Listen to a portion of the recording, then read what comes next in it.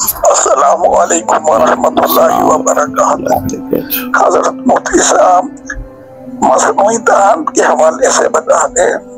मसनूई एक दो दांत हो या पूरा चबाड़ा हो, 32 के 32 दांत मुंह के अंदर मसनूई लगाए जाते हैं, तो उसके बारे में वुज़ू और गुस्ल के बारे में बता दें।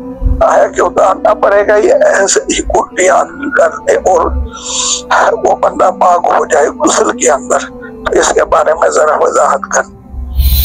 जी वालेकुम सलाम रहमतुल्लाहि व बरकातुहू। आपका सवाल है कि जो मसनूई दांत लगाए जाते हैं उसमें वुज़ू और गुस्ल कैसे किया जाए।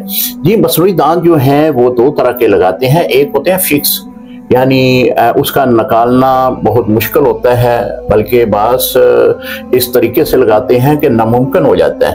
अगर इस तरह के फिक्स दांत हैं तो आप पे गुस्ल फर्ज हो गया, तो आप उसको निकाले बगैर ही कुल्ली अच्छी तरह कर लें, आपका गुस्ल हो जाएगा। इसी तरह वुज़ू का भी यही हुक्म है कि वुज़ू की कुल्ली के दौरान आप अच्छी तरह कुल्ली कर लें, आपका वुज़ू भी हो जाएगा, यानी ये सुन्नत भी आपकी अदा हो जाएगी।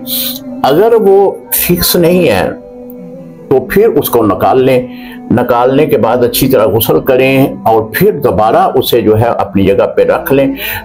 ये दो तरह का तरीका है इसके लगाने का, और दोनों के मतलब मैंने बता दिया है कि अगर फिक्स है तो निकालने की जरूरत नहीं है, अगर फिक्स नहीं है तो फिर आप उसको निकाल लेंगे और अच्छी तरह कुल्ली करेंगे, गरगरा करेंगे गुस्ल की सूरत में, तो आपका गुस्ल हो जाएगा। अस्सलामु अलैकुम रहमतुल्लाहि व बरकातुहू।